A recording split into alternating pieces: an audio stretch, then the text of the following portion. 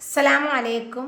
എല്ലാവർക്കും സുഖമാണെന്ന് വിശ്വസിക്കുന്നു. എനിക്ക് മക്കൾക്ക് സുഖമാണ്, അൽഹംദുലില്ലാ. മക്കളൊക്കെ ഓക്കെ ആയി. മുത്തുമോ ഇന്നോട്ട് സ്കൂളിലൊക്കെ പോയി തുടങ്ങി. മുത്തുവിൻ്റെയും മിച്ചുവിൻ്റെയും മസ്റൂവിൻ്റെയും മിന്നാരെയും കാര്യം എല്ലാവരും ചോദിക്കുന്നുണ്ട്. മിൻഹ ആരെന്ന് ചോദിക്കുന്നുണ്ട്. മിൻഹ സഹോദരൻ്റെ കുട്ടിയാണ്. പിന്നെ എല്ലാവരും ചോദിച്ചു ലൈഫ് സ്റ്റോറി പറയാത്ത ബാക്കി എന്താ. അപ്പോൾ ഇതിൻ്റെ ഇടയിൽ കുറച്ച് കാര്യങ്ങളുണ്ടായിരുന്നു, അതുകൊണ്ടാണ് പറയാത്തത്. അത് മാത്രമല്ല, നമുക്ക് പറയുന്നത് ആർക്കും കേടില്ലാത്ത രീതിയിൽ വേണം, അതായത് ഒരു പോറലുമില്ലാത്ത രീതിയിൽ വേണം പറയാൻ. ഇപ്പം എനിക്കുണ്ടായ അനുഭവം അതാണ് ഞാൻ പറയുന്നത്. അങ്ങനെ ഞാൻ ബന്ധം തീർന്ന് നിന്ന സമയത്ത് മസ്റൂറ മോള് പിച്ച വെച്ച് നടക്കുന്ന പരുവാണ്.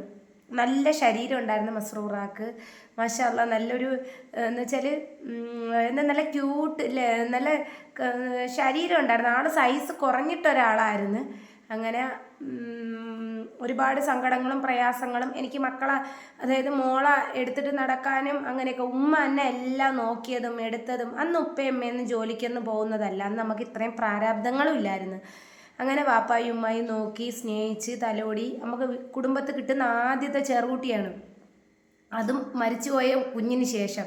അങ്ങനെ രാജകുമാരിയായിട്ട് അവൾ വളർന്ന് ആദ്യമായിട്ട് സഹോദരൻ ഗൾഫിൽ നിന്ന് വന്ന സമയത്ത് ആട്ടോയൊക്കെ ഓടിപ്പൊക്കെ മതിയാക്കി ഗൾഫിൽ കയറിപ്പോയി. വന്ന സമയത്ത് കാക്കച്ചിൻ്റെ കാലിൽ ചെന്ന് കാപ്പി പിടിച്ചുകൊണ്ടിരുന്നപ്പോൾ മസ്റുമോൾ പിടിച്ചെണീച്ച് നിന്ന് എന്തോ കാക്കാൻ്റെ അടുത്ത് പറഞ്ഞേട്ടാ.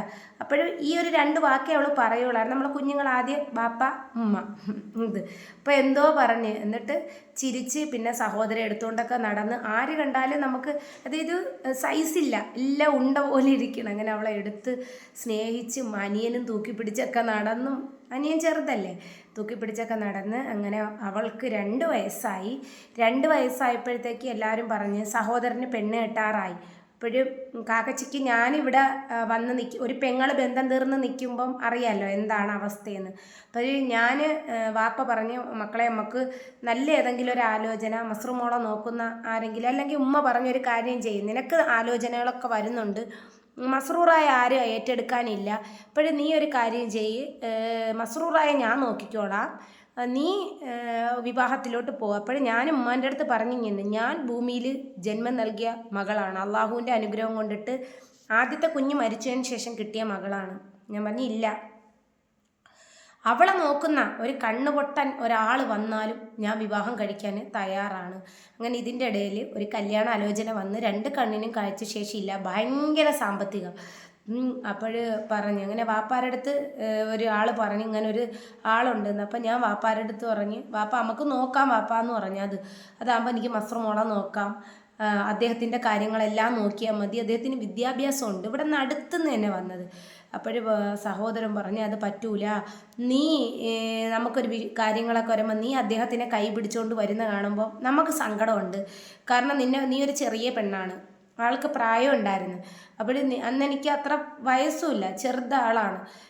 അപ്പോഴും നീ ഒരു കാര്യം ചെയ്യും, നമുക്ക് നല്ല ഏതെങ്കിലും ഉണ്ടെങ്കിൽ നോക്കാം. ഇങ്ങനെ നമ്മൾ വെറ്റ് നിക്കാഹ് എന്ന് പറയുന്ന അതിനകത്ത് അപ്ലൈ ചെയ്തിട്ടുണ്ടായിരുന്നു. അങ്ങനെ ഒരുപാട് കല്യാണാലോചന വന്ന്, ദൂരിൽ നിന്നൊക്കെ വന്ന്, നമ്മൾ നോക്കിയില്ല.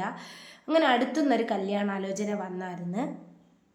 അപ്പോൾ കുറേ ഇതിൻ്റെ ഇടയിൽ അപ്പം മസ്റുമോൾക്ക് 2.25 വയസ്സ്. അപ്പോൾ കുറേ ആലോചന വന്നപ്പോഴത്തേക്ക് മസ്റൂറ മോള ആരും നോക്കാൻ തയ്യാറല്ല. അപ്പോഴത്തേക്ക് ഞാൻ ഇതുപോലൊരു അഭിപ്രായം പറഞ്ഞു. അപ്പം ആദ്യം ഫസ്റ്റ് കെട്ട് ഒരു കുഞ്ഞുണ്ടായിരുന്നു, രണ്ടാമത് ഉള്ള വിവാഹമാണ്. അപ്പോൾ മസ്റുമോളെ നോക്കാം, ആ മോനെയും കൂടെ നോക്കണം എന്ന് പറഞ്ഞു. അതിലൊരു മകനായിരുന്നു വലുത്, അത് ആ ബന്ധം തീർന്നതാണ്. അങ്ങനെ എൻ്റെ അടുത്ത് നമ്മളെ അടുത്ത് ഇങ്ങനെ പറഞ്ഞു, വെറ്റ് നിക്കാഹ് വഴി നെറ്റ് കോളിൽ നിന്നാണ് ഗൾഫിൽ നിന്ന് വിളിക്കുന്നത്. അങ്ങനെ വാപ്പായെ വിളിച്ച് കാര്യങ്ങളൊക്കെ സംസാരിച്ച് അവരെ വീട്ടുകാരൊക്കെ വന്ന് കണ്ട്. അപ്പോഴിവിടെ നിന്ന് തിരക്കാൻ അങ്ങോട്ട് പോയപ്പോഴത്തേക്ക് കുഴപ്പമൊന്നുമില്ല എന്നാണ് പറഞ്ഞത്. കാര്യങ്ങൾ വേറെ കുഴപ്പങ്ങളൊന്നുമില്ല, എൻ്റെ കണ്ണിലൊരു കുഴപ്പവും കണ്ടിട്ടില്ലായിരുന്നു. അങ്ങനെ മസ്റൂറ നമ്മൾ കല്യാണത്തിൻ്റെ കുറച്ച് ദിവസം മുന്നേ നമ്മുടെ ഉമ്മാൻ്റെ വാപ്പ മരണപ്പെട്ടു പോയി. അങ്ങനെ ആ സമയത്ത് ഗൾഫിൽ നിന്ന് വന്ന് ഹൗസ് ഡ്രൈവർ ആയിരുന്ന ആൾ വന്ന് വിവാഹം കഴിക്കുന്ന. അപ്പോൾ ഉപ്പാപ്പ മരിച്ചിട്ട് 40 ആവാത്തത് കൊണ്ട് നമുക്ക് വിവാഹം ഇപ്പം നടക്കൂല എന്ന് പറഞ്ഞു. അപ്പോൾ അവർ പറഞ്ഞ് ലീവ് കുറവാണ്, ഇപ്പം നടത്തിയേ പറ്റുള്ളൂ എന്ന് പറഞ്ഞു. അങ്ങനെ ഉപ്പാപ്പാൻ്റെ 40-ന് മുമ്പ് ജമാഅത്തിൽ വെച്ചായിരുന്നു 100 പേര് അടങ്ങുന്ന ഒരു ആൾ അവിടെ നിന്ന് വരുമെന്ന് പറഞ്ഞ്. അപ്പോൾ അവർ ആദ്യ വിവാഹം ചെറിയ രീതിയിലാണ് നടത്തിയത്. അപ്പോൾ ഇത് നല്ല രീതിയിൽ നടത്തണമെന്ന് പറഞ്ഞ് അങ്ങനെ ജമാഅത്ത് അറിയവേ നമ്മളെ വിവാഹം കഴിഞ്ഞു. ആദ്യത്തെ ദിവസം മകളെ കൊണ്ടുപോയില്ല. മകളെ കൊണ്ടുപോകാത്ത കാരണമെന്ന് വെച്ചാൽ ഇവിടെ നിന്ന് കുറേ പേര് സംസാരിക്കാൻ പോയിട്ടുണ്ടായിരുന്നു. അപ്പോൾ 15 പവനും 1 ലക്ഷം രൂപ അച്ചാരവും 15 ലക്ഷം രൂപ ആദ്യത്തേൽ പറഞ്ഞിട്ടുണ്ടായിരുന്നല്ലോ. അതിന് പകരമല്ലേ ഈ വസ്തു എഴുതി വെച്ചത്. അപ്പോഴത്തേക്ക് ഈ വസ്തു എൻ്റെ പേർക്ക് തന്നെ കിടക്കുകയായിരുന്നു. അപ്പോൾ അതും ഇങ്ങനെ പറഞ്ഞു. അവരൊന്നും വേണ്ട എന്നാണ് പറഞ്ഞത്. വന്നാണ് വിവാഹം ചെയ്തത്. അപ്പോൾ കല്യാണം കഴിഞ്ഞിട്ട് ആദ്യത്തെ ദിവസം മകളെ കൊണ്ടുപോകാൻ പറ്റൂല എന്ന് പറഞ്ഞ് അങ്ങനെ ആദ്യത്തെ ദിവസം പെണ്ണിൻ്റെ വീട്ടിൽ നമ്മൾ ഇവിടുന്ന് ഫ്രിഡ്ജാണ് കൊണ്ടുപോയത്. ആ ഫ്രിഡ്ജാണ് ഇന്ന് കുടുംബ വീട്ടിൽ ഇരിക്കുന്നത്. അത് നമ്മളിഞ്ഞ് തിരിച്ചെടുത്ത് അങ്ങനെ നമ്മളിവിടെ നിന്ന് സാധനങ്ങളൊക്കെ വക്കീലപ്പോൾ അതിന് മുന്നേ കല്യാണത്തിൻ്റെ അന്ന് മകളെ കൊണ്ടുപോകാൻ പറ്റൂല എന്ന് പറഞ്ഞപ്പോഴത്തേക്ക് ചെറുക്കൻ്റെ വീട്ടിൽ വൈകിട്ടല്ലാണ് എന്നെ മോളെ ഒരുക്കിയിട്ടാണ് എന്നെ ഒരുക്കിയ. എൻ്റെ ചേട്ടത്തി ഫാമിലി മെമ്പേഴ്സ് എല്ലാവരും ഉണ്ടായിരുന്നു. അപ്പോൾ അന്നൊരു ലെഹങ്കയാണ് ഇട്ടിരുന്ന. അങ്ങനെ എന്നെ ഒരുക്കിയപ്പോൾ ഇവള് മുഖത്ത് നോക്കുന്ന 2.25 വയസ്സല്ലേ. ആദ്യത്തെ ദിവസം ഇവളെ കൊണ്ടുപോകാൻ പറ്റില്ല. അപ്പോഴേ എനിക്കങ്ങ് മനസ്സ് സങ്കടം. മോളെ കൊണ്ടുപോകാൻ പറ്റൂല എന്ന് പറഞ്ഞായിരുന്നു. പിറ്റേന്ന് തൊട്ട് കൊണ്ടുപോകാൻ കുഴപ്പമില്ല, 3-4 ദിവസം നിൽക്കട്ടെ. അത് എന്നെ പിരിഞ്ഞിട്ട് നിൽക്കാത്തൊരു മോളായിരുന്നു. അങ്ങനെ ഇവിടെ നിന്ന് മദ്രസയിൽ നിന്ന് കല്യാണം കഴിഞ്ഞ് അവരെ വീട്ടിൽ പോയി മോളമ്മ എടുത്ത് മാറ്റി ചേട്ടത്തിയാരൊക്കെ മാറ്റി കൊണ്ടുപോയി. അപ്പോഴും എനിക്ക് അവിടെ ചെന്നിട്ടും എനിക്ക് നിൽക്കാൻ പറ്റുന്നില്ല. ഇവളില്ലാത്തത് കൊണ്ട് എനിക്ക് നിൽക്കാൻ പറ്റുന്നില്ല. അങ്ങനെ അമ്മ അടുത്ത് പറഞ്ഞ് പെട്ടെന്ന് തന്നെ ബേക്കിൽ നിന്ന് വരണം.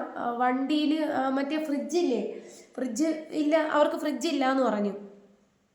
അങ്ങനെ ഫ്രിഡ്ജ് കൊണ്ട് വണ്ടിയിൽ ഞാൻ അങ്ങ് എത്തിയ ഉടനെ തന്നെ പകുതി എത്തിയപ്പോൾ തന്നെ ഞാൻ പറഞ്ഞു എനിക്കൊന്ന് വിളിക്കണം എൻ്റെ മോൾ. അപ്പോൾ പറഞ്ഞു മോള് കരഞ്ഞ് ഉറങ്ങിയെന്ന് പറഞ്ഞു. അങ്ങനെ അവിടെ ചെന്ന് വൈകിട്ട് ഇവർ വിളിക്കാൻ വന്നു. ഞാൻ പെട്ടെന്ന് എൻ്റെ മോളെ ചാടി അങ്ങ് എടുത്ത് ചെറിയ രീതിയിൽ ഇവിടുന്ന് ഫ്രിഡ്ജൊക്കെ കൊണ്ടുവന്ന് സെറ്റാക്കിയിട്ട് പിന്നെ പെണ്ണിൻ്റെ വീട്ടിലല്ലേ ആദ്യത്തെ ദിവസം. അങ്ങനെ മസ്റ് മോൾ ഇഞ്ഞു വന്ന് പിന്നെ എൻ്റെ അടുത്തൊന്നും മാറൂല. അന്ന് മൊത്തം ഞാൻ കെട്ടിപ്പിടിച്ച് ഒക്കെ കിടന്നിട്ടൊന്നും. കാരണം എന്ന് വെച്ചാൽ ഉമ്മാന്ന് വിളിച്ചിട്ട് ബേക്കിൽ നിന്ന് നടന്ന മോളാണ് പിടിച്ച് നടന്ന. അവൾ ജനിച്ചപ്പോൾ തൊട്ട് എന്നെ മാത്രമേ കണ്ടിട്ടുള്ളൂ. എന്നെ, എൻ്റെ വാപ്പായെ, എൻ്റെ ഉമ്മായെ, ഞാൻ സഹോദരനെയും ഇളയമോ അനിയനെയും മാത്രമേ കണ്ടിട്ടുള്ളൂ. അത് മാത്രമല്ല എന്നുവെച്ചാൽ ആദ്യത്തിലെ മരിച്ചുപോയ കൊച്ചിന് ശേഷം കിട്ടിയോണ്ട് ഭയങ്കര കെയറിങ്ങിൽ വളർത്തിയ ആളുമാണ്. അങ്ങനെ ഇവിടെ വന്ന് പിറ്റേ ദിവസം പോയപ്പോൾ എൻ്റെ അടുത്ത് പറഞ്ഞു കൊണ്ടുപോകാൻ പറ്റൂല. ഞാൻ അവരന്നേ പറഞ്ഞായിരുന്നു. അപ്പോഴേ ഞാൻ വിചാരിച്ച് 2-3 ദിവസമല്ലേ വിചാരിച്ച്. അങ്ങനെ ഇവിടെ നിന്ന് മോളെ ഉറക്കി കിടത്തിയിട്ട് 2 മണിക്ക് സഹോദരൻ്റെ ബൈക്ക് ഇവിടെ ഇരിപ്പുണ്ടായിരുന്നു. കാക്ക വീണ്ടും ഗൾഫിൽ കയറിപ്പോയല്ലോ. അപ്പോൾ കാക്കാൻ്റെ ഇതിൽ ബൈക്കിലാണ് നമ്മളങ്ങ് പോയത്. കാരണം 2ാമത്തെ വിവാഹമല്ലേ.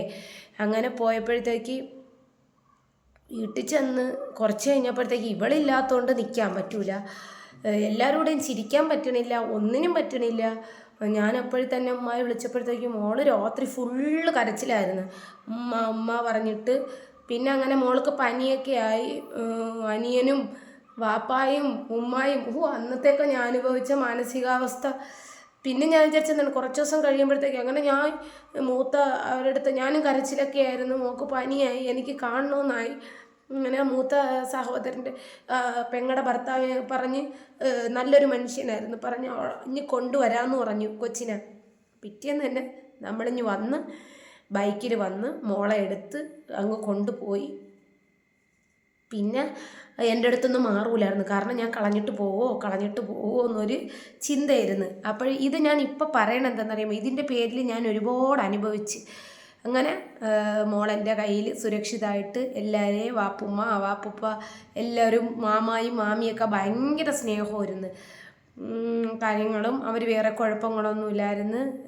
മാമ കാരണം എന്ന് വെച്ചാൽ ആദ്യത്തെ ബന്ധം തീർന്നു നിന്ന സമയത്ത് ഞാൻ ഉമ്മ എന്നൊക്കെയാണ് വിളിച്ചത്. അപ്പോൾ ഇനി ഞാൻ മനസ്സിൽ കരുതിയിട്ടുണ്ടായിരുന്നു ആരെയും ഉമ്മ വാപ്പാന്ന് വിളിക്കൂല, മാമി മാമാന്നേ വിളിക്കുള്ളൂ. അങ്ങനെ മാമി മാമ എന്ന് വിളിച്ച് ആ വീട്ടിൽ ഞാനും ഇക്കായും മസ്റുമോളും മാമിയും മാമായും അങ്ങനെ സന്തോഷമായിട്ട് കഴിഞ്ഞ്. തൊട്ടടുത്ത് നാത്തൂനുണ്ട്, നാത്തൂൻ്റെ 2 പെൺമക്കളുണ്ട്, പിന്നെ മൂത്ത നാത്തൂനുണ്ട്, അതിനും 2 മക്കളുണ്ട്. അപ്പോൾ ഇവർ എല്ലാവരും കൂടെ ആയപ്പോൾ മസ്റുമോളെയും കൂടെ കിട്ടിയപ്പോൾ ഇവർ തറയെ വെക്കൂല, ഇവർ പൊന്നുപോലെ മസ്റായെ തൂക്കി. മസ്റൂറൊക്കെ ഒരു സന്തോഷം അവരുടെ കളിയും ചിരിയും നടത്ത പരുവും കൂടെയല്ലേ എല്ലാവരും. മസ്റൂറ അവരുമായിട്ട്, നാത്തൂനും 2 കൊച്ചുങ്ങളാണ്.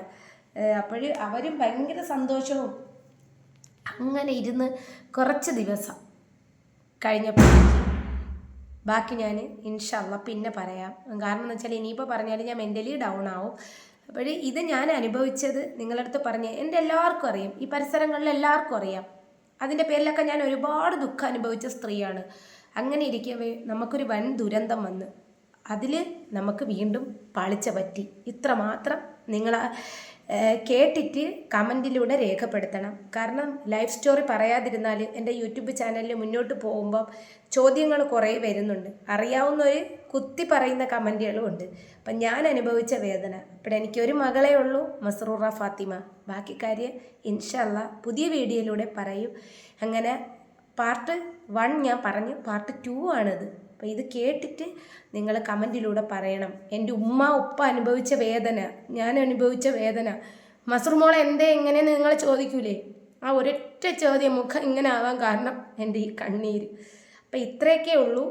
ഇതിനിപ്പോൾ എത്ര കാലം കഴിഞ്ഞാലും മസ്റുമോൾക്കും മുത്തുമോനിക്കും മിച്ചുമോനിക്കും ഭാവിയിൽ എന്ത് കാര്യം വന്നാലും അപ്പോഴും ഇതുപോലെയൊക്കെ വിഷയങ്ങൾ അനുഭവിക്കേണ്ടി വരും. പിന്നെ അള്ളാഹു സ്വാലിഹായ മക്കളാക്കി വളർത്തട്ടെ. ഒരു മക്കൾക്കും ഒരു പെണ്ണിനും ഇതേപോലത്തെ ഒരവസ്ഥ വരാതിരിക്കട്ടെ. ഇതിനിപ്പോൾ ആര് കണ്ടാലും ഞാൻ അനുഭവിച്ച വേദനയാണ്, അതിനോളം പകരം വയ്ക്കാനാവില്ല. അങ്ങനെ എൻ്റെ മസ്റുമോളടുത്ത് പറഞ്ഞിട്ടുണ്ട്, ഉമ്മച്ചി ഇങ്ങനെ. അപ്പോഴേ എൻ്റെ മക്കൾക്ക് എൻ്റെ കൂടെ ഒരു ദേഷ്യമില്ല. എൻ്റെ മക്കളെപ്പം പറയും ഉമ്മയുള്ളതുകൊണ്ടാണ് ഇങ്ങനെ ഒരു ഉമ്മയെ കിട്ടിയതാണ് എൻ്റെ ഭാഗ്യം, മസ്റുമോൾ പറയും. അപ്പം ഇത്രയേ ഉള്ളൂ. ഇതാണ് എൻ്റെ ലൈഫിൽ സംഭവിച്ച. ബാക്കി ഞാൻ പിന്നെ പറയാം ഇൻഷാ അല്ലാ. അപ്പം ഇത്രയേ ഉള്ളൂ. അസ്സലാമു അലൈക്കും.